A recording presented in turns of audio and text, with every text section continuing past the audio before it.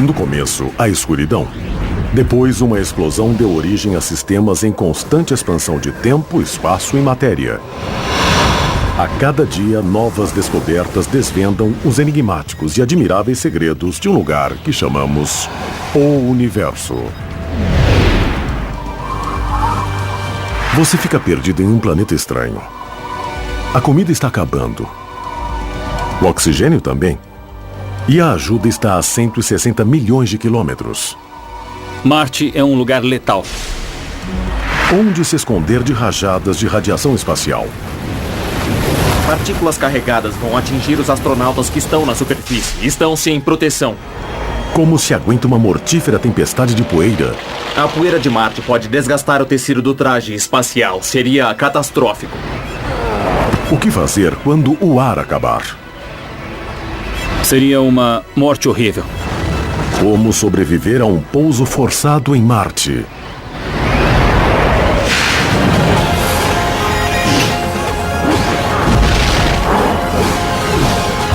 O Universo.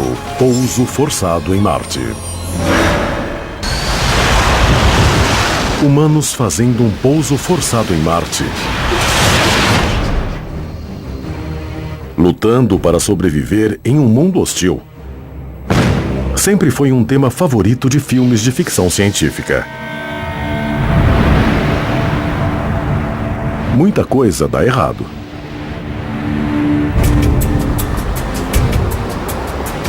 Mas a NASA e outras agências espaciais planejam mandar pessoas ao planeta vermelho nas próximas décadas. Então, as questões de sobrevivência e pouso forçado terão de ser encaradas. Pense no que estamos querendo fazer. Nós vamos mandar uma missão a Marte, obviamente que é um local em um ambiente desconhecido. É só alguma coisa dar errado para perdermos a missão inteira. Este programa se baseia em informações científicas recentes e apresenta um cenário possível do que pode acontecer em um futuro próximo. Missão Marte, dia 174, contato planetário iminente. Imagine que uma tripulação internacional tenha sido selecionada para explorar Marte e preparar o terreno para uma base permanente. Em velhos filmes, a tripulação era valente, habilitada e eficiente. Bem, nisso, os filmes acertaram. No fim, o que vale quando se lida com um pequeno grupo de indivíduos de uma tripulação, não muita gente, mas um pequeno grupo, cada indivíduo que se seleciona tem uma importância fundamental em todo o contexto.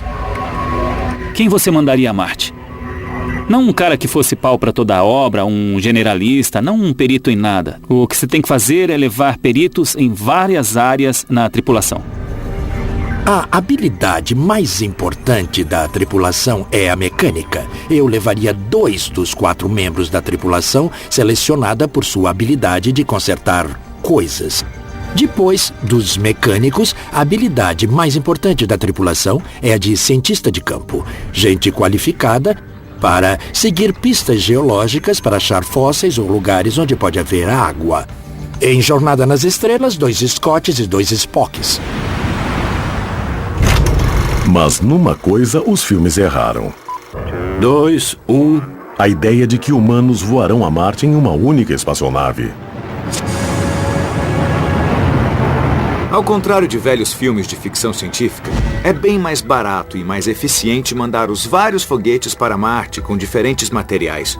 Se tentarmos colocar tudo em um só foguete, ele teria de ser um foguete enorme, provavelmente com motor nuclear, e há muitos tipos de perigo e problemas associados a isso. Em cenários mais realistas, astronautas marcianos aterrissarão e morarão em módulos separados. O módulo de habitação será a casa deles durante os 18 meses da missão na superfície de Marte. Eles viajarão em um veículo pressurizado que fica com eles no módulo. Um veículo menor para viagens mais curtas foi pré-posicionado no local da aterrissagem, junto ao veículo em que os astronautas voltarão para casa, o Veículo de Retorno à Terra, ou VRT. O VRT não fica só esperando os astronautas, ele usa recursos de Marte para fazer combustível de foguete e ar respirável. O veículo de retorno à Terra tem uma bomba que puxa ar de Marte, que é 95% dióxido de carbono. E podemos fazer reagir o dióxido de carbono com uma pequena quantidade de hidrogênio que trouxemos da Terra para produzir boa quantidade de metano e oxigênio. A tripulação de 4 astronautas desce em Marte perto do VRT e usa sua habitação como laboratório e base de exploração. Mas quando terminarem, vão usar o VRT para voltar à Terra e vão deixar um módulo de habitação em Marte, de modo que cada vez vai sobrar um módulo de habitação a mais na base, e logo teremos o início da primeira colônia humana em Marte. Onde deveríamos aterrissar? Bem, Marte é um planeta fascinante, há muitas áreas interessantes. Seria melhor inicialmente escolher uma região do Equador e uma área plana, mas perto de uma área geologicamente interessante. Uma coisa que não pode dar errado é a técnica de aterrissagem do módulo de habitação chamada de aerofreio. Aerofrear é a arte de usar a resistência da atmosfera de Marte para frear a espaçonave. Imagine que essa bola seja o habitáculo entrando na atmosfera de Marte. O poste representa Marte, um Marte bem fininho. Eu poderia usar foguetes para frear suavemente e aterrissar no ponto desejado, onde está a fita adesiva. Mas isso exigiria muita energia, que requer combustível, e isso pesa e é caro. Em vez disso, podemos deixar a atmosfera de Marte diminuir a velocidade do módulo. Vejam que a bola está mais devagar e só pertinho do final, já perto da superfície. Aí sim ligaríamos retrofoguetes e usaríamos um balão como paraquedas para irmos ao local desejado assim. O perigo é que se o ângulo de entrada estiver errado ou se a velocidade estiver muito alta, o atrito pode superaquecer o escudo de calor ou aeroescudo e o módulo poderia queimar como um meteoro na atmosfera marciana. Ou então, uma avaliação ligeiramente equivocada pode levar a aterrissar mal ou no local errado. Existem 1000 coisas que devem acontecer. Entrar com o escudo não superaquecido na velocidade certa, usando a atmosfera de Marte para frear a nave. O aeroescudo tem que ser descartado. É preciso aerofrear na atmosfera. Tanto quanto possível, é preciso abrir um paraquedas para reduzir a velocidade. Provavelmente será preciso usar retrofoguetes no fim e será preciso cortar o paraquedas. É extremamente difícil, das coisas mais difíceis de serem feitas. Mas a poucos quilômetros da superfície, algo dá muito errado. O módulo topa com um redemoinho de areia de proporções aterradoras. Redemoinhos de areia em Marte são vórtices na atmosfera que levantam colunas de ar tão rapidamente que levanta a poeira do solo e a joga na atmosfera. Na Terra, redemoinhos de poeira podem ter poucos metros de altura, mas em Marte podem ter 5 ou 6 mil metros de altura. São estruturas imensas. O redemoinho engolfa o módulo e o afasta perigosamente de seu curso. Estações de rastreamento do Texas ao Cazaquistão acompanham a descida. Mas Marte fica tão longe que as transmissões do módulo levam 18 minutos para chegar à Terra. Quando o sinal chega de que o módulo terá de fazer um pouso forçado, os astronautas já o fizeram. Mas onde? E estão vivos ou mortos? Só há uma coisa a fazer no lançamento e uma coisa a fazer na aterrissagem, que é rezar.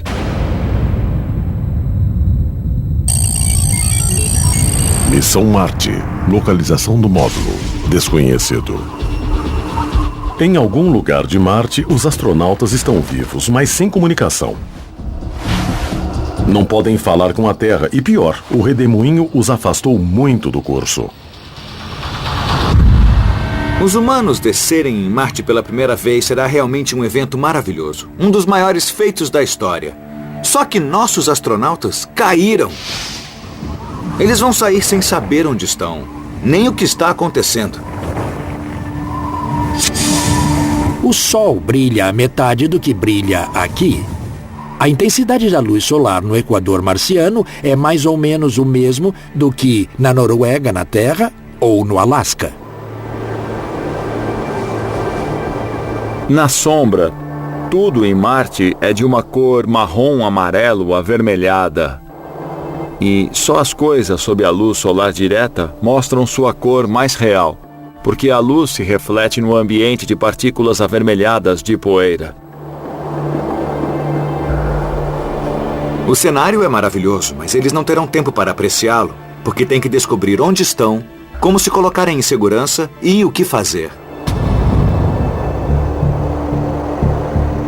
Como você descobre onde está em Marte sem a ajuda de instrumentos? Nossos astronautas do século XXI vão recorrer a uma técnica antiga: navegação celeste. As luas de Marte, Phobos e Deimos estão em órbita equatorial. Então, o ponto em que se levantam é pleno leste e onde se põe é pleno oeste. Em seu zênite, na proporção de seu eventual desvio vertical, você pode ler quanto afastado está do equador, a hora do nascente e do poente, comparadas a uma tabela que você pode ter em seu computador, dará a longitude. O resultado é chocante. Eles pousaram na parte leste do maior cânion do Sistema Solar. Descoberto em 1971 pela sonda Mariner 9 e batizado com o nome Valles Marineris, o cânion fica pouco ao sul do equador de Marte. É várias vezes mais profundo do que o Grand Canyon e tem um comprimento de mais de 4.000 quilômetros. Os astronautas estão a centenas de quilômetros do veículo de retorno à Terra. E não é só isso.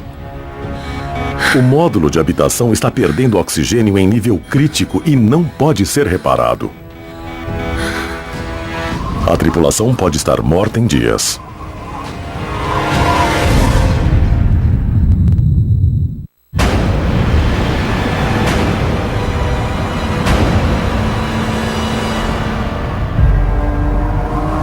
Horas desde a perda de contato com a missão Marte 16.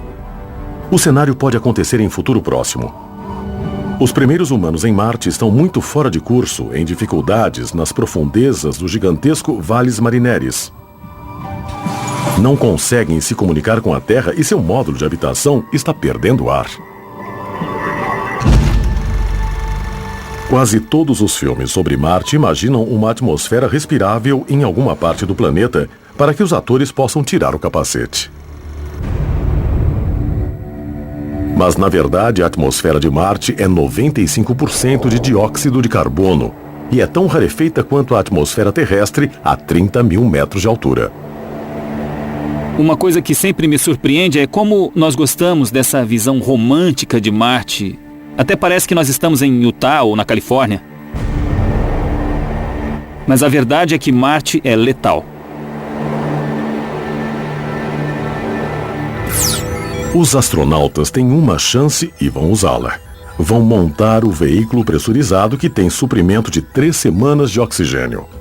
Um veículo pressurizado é uma espécie de trailer. É possível viver nele. É pressurizado, você fica em mangas de camisa, não precisa usar traje espacial enquanto dirige ou trabalha nele.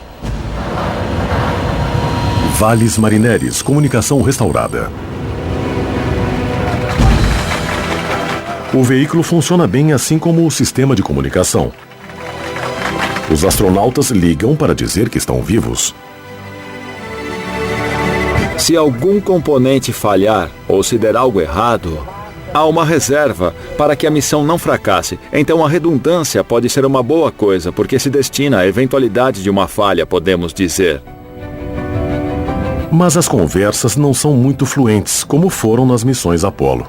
Muito bem, pessoal, agora eu vou começar o reconhecimento da área. Imagine que esta bola represente a mensagem.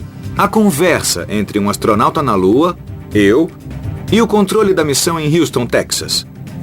Agora estou muito perto de Houston, mas na verdade a Lua está a 384 mil quilômetros de distância. As ondas de rádio viajam quase à velocidade da luz, 300 mil quilômetros por segundo. E só se passam 3 segundos entre como vai e a resposta, tudo bem. É bem fácil conversar. Mas Marte está, no mínimo, 150 vezes mais longe do que a Lua. Então sou obrigado a vir até aqui. Nós ainda podemos nos comunicar, mas há uma demora maior. Na verdade, a distância da Terra a Marte fica entre 56 e 380 milhões de quilômetros. Então, o intervalo de tempo entre como vai e tudo bem varia de 6 a 44 minutos para trocar essa informação. Significa que uma emergência não pode ser resolvida em tempo real. Mas há um problema maior. Assim como a luz, as ondas de rádio só andam em linha reta. E tanto a Terra quanto Marte giram sobre seus eixos, de modo que há momentos onde pessoas nos dois planetas não se comunicam. Podemos resolver isso posicionando corretamente 2 satélites. Se houver um satélite em órbita de Marte, uma mensagem pode ser enviada da missão em Marte para o controle em Houston. Ela vai para o satélite em Marte, depois para o satélite da Terra, depois para o controle e vice-versa. O intervalo de tempo ainda é de 44 minutos entre a pergunta e a resposta, mas pelo menos o astronauta de Marte e o controle podem formular um plano de sobrevivência. Mesmo com esses intervalos, o plano progride. Carregar o veículo pressurizado de comida e equipamento e ir em direção leste, onde o Valles Marineris desemboca em canais de escoamento, provavelmente cavados há bilhões de anos, quando a atmosfera de Marte era mais densa e água líquida fluía pela superfície. Desse ponto de saída, há menos de um dia de viagem até o VRT no ponto de aterrissagem inicial. Pode-se imaginar a viagem desesperada pela paisagem de Marte para voltar ao veículo e talvez fazer um pouco de pesquisa científica. Mas o importante é se salvar e voltar à Terra. Tudo depende de equações muito frias. Cada astronauta tem uma necessidade diária de 3,5 litros de água, 2.000 calorias de comida e 900 gramas de oxigênio. Tecnologia de sobrevivência pode ajudar. Eles podem extrair água do solo de Marte usando equipamentos que há no veículo. A nave espacial Odyssey, que foi a Marte, revelou que o solo na região equatorial tem 6% de seu peso em água. Então, para extrair a água, é necessário pegar material e colocar em uma panela de pressão e aquecer tudo até 150 graus. Isso extrairia a água. De 9 quilos de terra, sai meio litro de água. Mas outras necessidades humanas não seriam supridas tão facilmente. Certamente, para fazer uma viagem de 2 semanas pela paisagem desolada de Marte, você pode reduzir a comida, fazer rações muito modestas, pode até cortar a água, mas uma coisa necessária a cada segundo é ar, que não pode ser cortado. Não há flexibilidade na quantidade de ar que se necessita para continuar vivendo.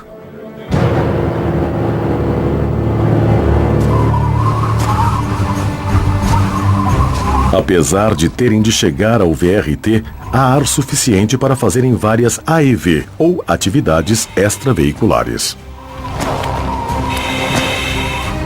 Uma das razões de mandar gente para Marte é para fazerem atividades científicas. Então podemos imaginar que coletem amostras para analisar, que tentem entender o ambiente quando as rochas se formaram, coisas assim. Os astronautas podem usar muitas ferramentas, martelos, lupas, espectrômetros de vários tipos, máquinas de análise química. Provavelmente teriam um laboratório móvel no veículo para poder analisar o material coletado, sua composição e propriedades. Há várias teorias para explicar como o Valles Marineris foi criado. Ainda não está bem claro como essa estrutura nasceu, mas muito provavelmente vários processos ocorreram. Acho que estar no chão e fazer geologia de campo é essencial para compreender os processos que esculpiram um acidente geográfico complexo como o Valles Marineris. Não é uma coisa simples. O vale não foi criado só por uma rachadura na terra, não foi só um fluxo líquido. Foram diferentes processos agindo em momentos diferentes, formando camadas superpostas, como se fosse um livro. Para ler o livro, você tem de estar presente e virar as páginas. O Valles Marineris tem grande variedade de segmentos. Há locais no meio onde há 1, 2, 3 e até 4 canyons paralelos, com elevações e descidas. E depois, na extremidade oriental, parece que a água veio varrendo uma área que ficou caótica. Inundações catastróficas podem ter acontecido. Haveria vida nessa água? Poderiam as amostras de rochas coletadas ter evidências de alguma bactéria fossilizada? Marte já foi um planeta quente e úmido, e temos certeza disso porque há características de erosão por água em sua superfície. Para procurar fósseis ou vida, deve-se procurar em locais onde a água fluiu ou então se acumulou. E os Valles Marineris pode ser um local desses. Haveria mesmo a possibilidade de acharem evidências de água debaixo da superfície? E organismos vivos nessa água? Será que a vida se forma onde o líquido for estável? Poderá haver uma chance em 1 trilhão de uma ocorrência levar à vida? Teria havido uma segunda gênese em Marte?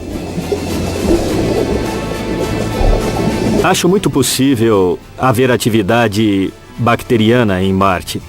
Mas isso é muito incerto. É uma questão científica muito interessante. Eu acho até que é a pergunta mais intrigante da ciência do Sistema Solar.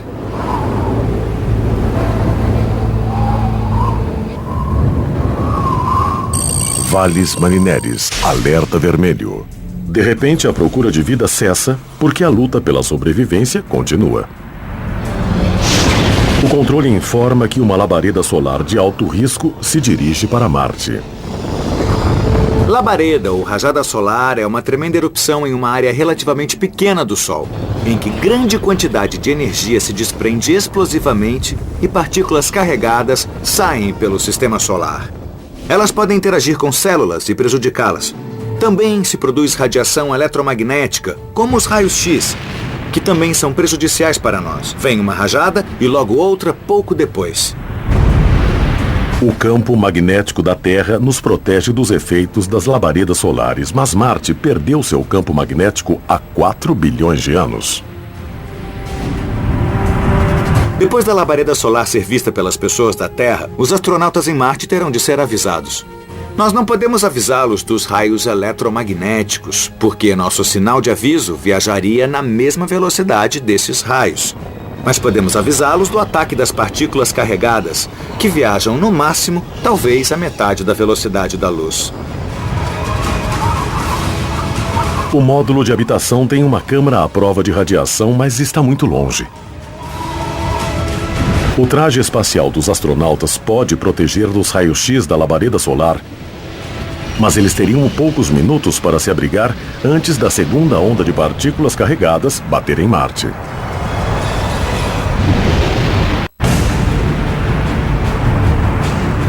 Se uma futura missão a Marte fizer um pouso forçado, os astronautas terão de enfrentar mais do que a rude paisagem do planeta. Minutos para a labareda. Uma labareda solar de prótons carregados seria muito mais perigosa em Marte do que na Terra. Marte não tem um campo magnético como a Terra, então as partículas altamente energizadas e as partículas carregadas bateriam direto na superfície e em qualquer astronauta que estiver aí. Eles não estariam protegidos dos perigosos raios e partículas, mas na Terra estamos protegidos por seu campo magnético. Muitos efeitos ruins seriam causados pelas partículas batendo diretamente nos astronautas na superfície. Aumento das chances de câncer ou outras doenças, males decorrentes da radiação ou da intoxicação.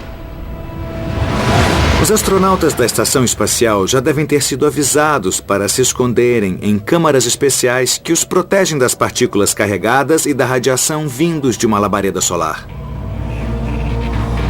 Para os astronautas, no meio do Valles Marineris, o único abrigo possível é o veículo pressurizado. Mas o que protege o veículo pressurizado da radiação não é chumbo. São os pacotes de comida que recobrem as paredes e os próprios dejetos dos astronautas. As fezes contêm hidrocarbonetos, e hidrocarbonetos contêm hidrogênio. E o hidrogênio é um ótimo absorvente de radiação. O hidrogênio em forma de comida, antes de ser consumida, vai ajudar a proteger você de parte da radiação que certamente depois de consumir a comida, você terá de colocar suas fezes em sacos plásticos selados e de volta na parede do veículo para proteger da radiação. Para se sobreviver no espaço, quase nada pode ser desperdiçado. Nem mesmo lixo. Com a crise imediata sob controle, a ida para o VRT prossegue. Mudança no plano da missão. Então, algo inesperado acontece. Comandante Houston, tomamos uma decisão. Os astronautas votam e mudam de plano.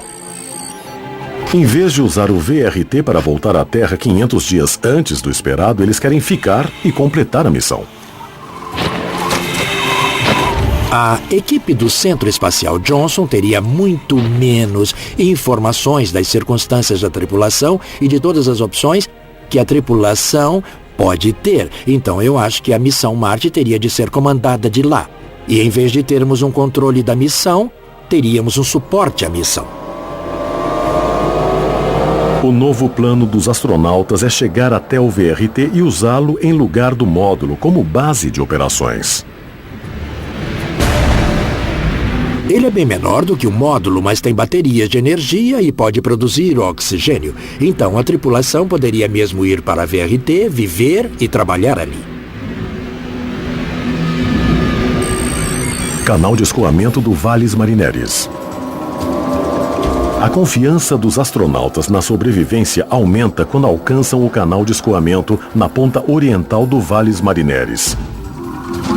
Há suficiente comida, água e ar para poderem se dirigir ao VRT. Então, um astronauta vê algo estranho.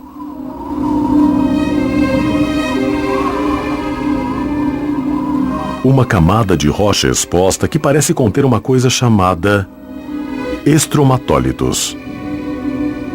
Na Terra, tivemos bactérias, e não só individuais, mas bactérias que formaram colônias e que criaram rochas chamadas estromatólitos. Podemos dizer que elas são o equivalente a recifes de coral, onde pequenos organismos constroem algo maior. Seria uma coisa lógica procurar isso em Marte. Estromatólitos na Terra dão o tipo da evidência que esperaríamos ver em Marte, não nessa forma exata, mas em princípio. Estromatólitos eram uma espécie de faixa de algas e depois materiais como silicatos se formaram e originaram estruturas microscópicas que foram preservadas. Se algo assim acontecesse em Marte, teríamos um meio fácil para determinar que realmente houve vida ali. Muitos filmes de ficção científica se baseiam na ideia de que vão encontrar evidências de civilizações avançadas em Marte.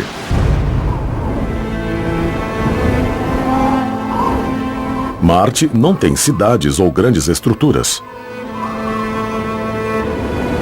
Mas os astronautas poderiam achar evidências de vida em Marte.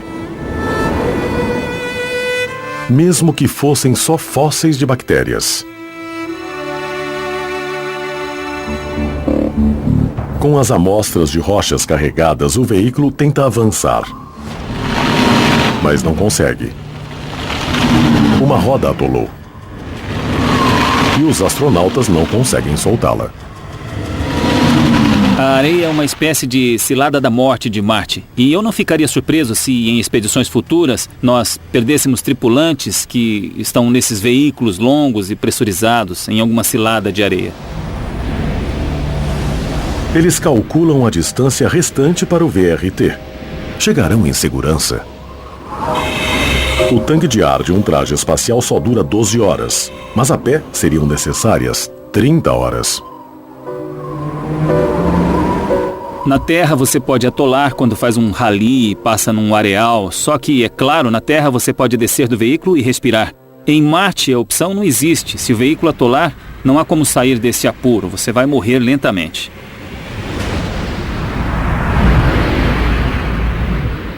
Canal de escoamento do Valles Marineris. Em nosso cenário do que pode dar errado na primeira missão tripulada a Marte, o veículo dos astronautas está atolado na areia. O veículo de retorno à Terra está a 160 quilômetros.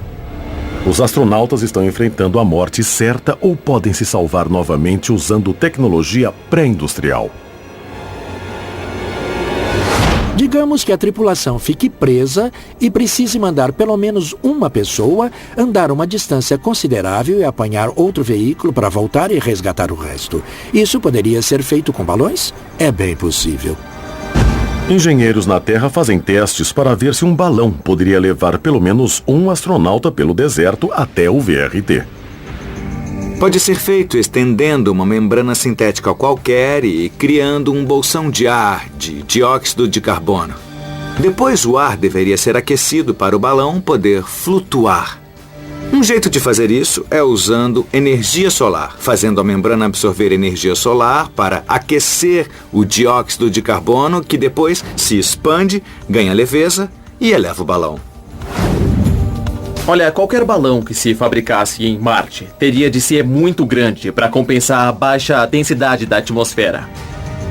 A atmosfera de Marte é muito rarefeita, menos de 1% da atmosfera da Terra no nível do mar. Isso quer dizer que para ganhar sustentação você precisa de um enorme balão. Um balão com 10 metros de raio deve ser suficiente para um astronauta em traje espacial. Para que a tripulação teria um balão desse tamanho na bagagem em Marte? Não teria, mas poderia ter vários balões de tamanho menor para uso científico. O arriscado plano é posto em ação. Em uma amarração improvisada, um astronauta se eleva no céu de Marte. A 1.500 metros de altura, o vento o leva para o VRT a 100 km por hora. Em Marte, os ventos dominantes perto da superfície sopram de oeste para leste. E queremos ir de oeste para leste, então é bom para nós. Um dos grandes problemas com esse cenário é a precisão que se espera conseguir para chegar ao destino. Mas você pode até descer e pode caminhar para o seu destino. Exigiria sorte, mas é possível. Marte tem apenas 38% da gravidade da Terra. A ficção científica costuma se esquecer disso e mostra astronautas operando na gravidade de Hollywood. Mas a verdade é que mesmo com pesados trajes espaciais, usados durante atividades fora do veículo, caminhar em Marte será mais fácil do que na Terra. Digamos que você pesa 70 quilos e veste um traje de 90 quilos.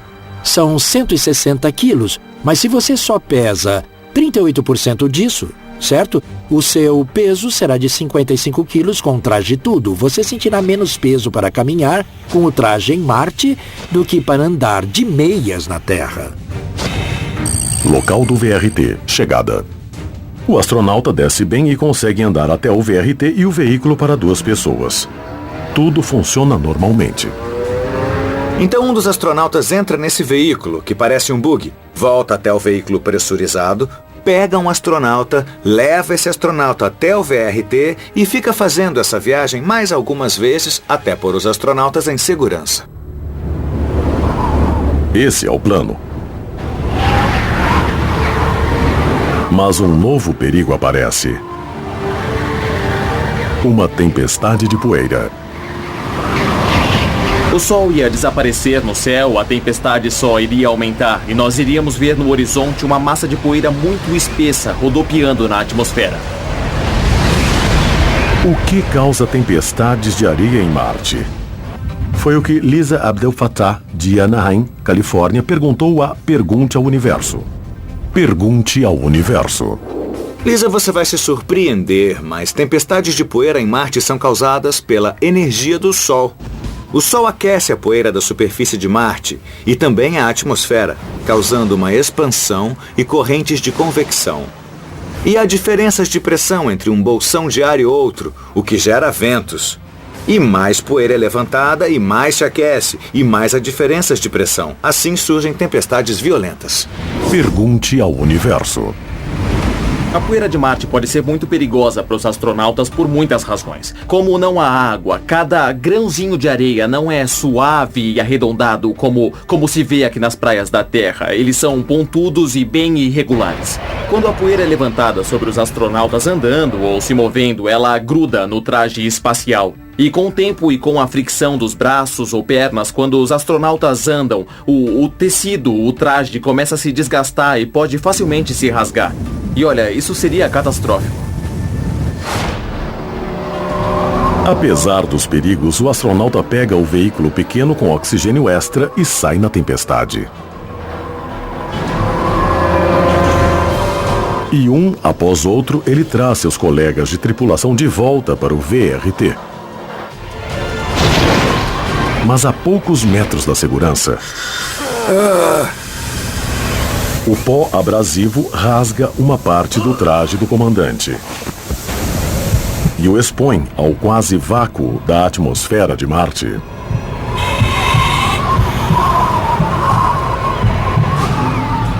Se por acaso o traje espacial furar, vai haver uma violenta descompressão quando acontecer o furo e só restarão poucos segundos de consciência para a pessoa se dar conta do que está acontecendo. A pessoa ficaria muito mal. É mais ou menos como subir depressa demais de um mergulho na Terra. Seria uma experiência dolorosa. Um problema de descompressão é sempre sério e letal. Seria uma morte horrível, apesar de muito rápida. A menos que os colegas de equipe façam algo imediatamente, o comandante será o primeiro cadáver em Marte.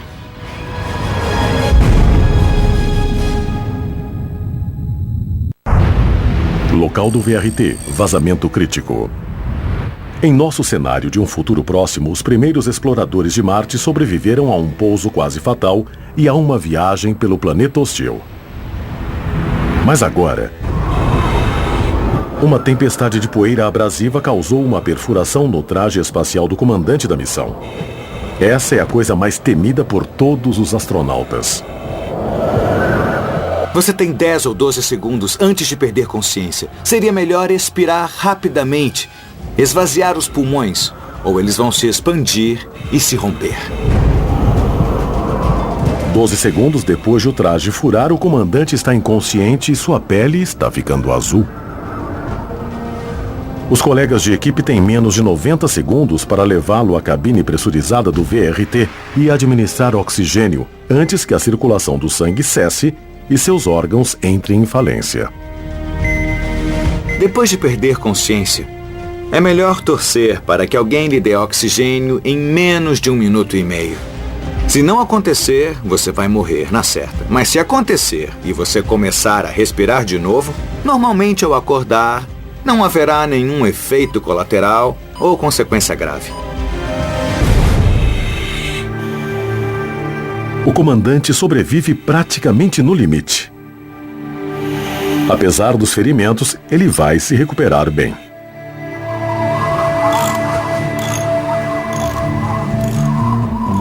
Base Alpha, a missão continua.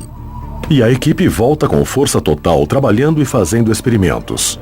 A exploração de Marte é retomada. Marte, para mim, vai desafiar qualquer experiência expedicionária que nós já tivemos na nossa história. Vai exigir o melhor que pudermos aprender de expedições passadas. As missões Apollo, as missões na selva, as missões na América do Norte. Marte é um lugar super desafiador, é implacável. Aqui na Terra, quando algo dá errado, assumimos que não vai faltar ar para respirar e água para beber. Em Marte, se algo der errado, a situação fica automaticamente mais séria.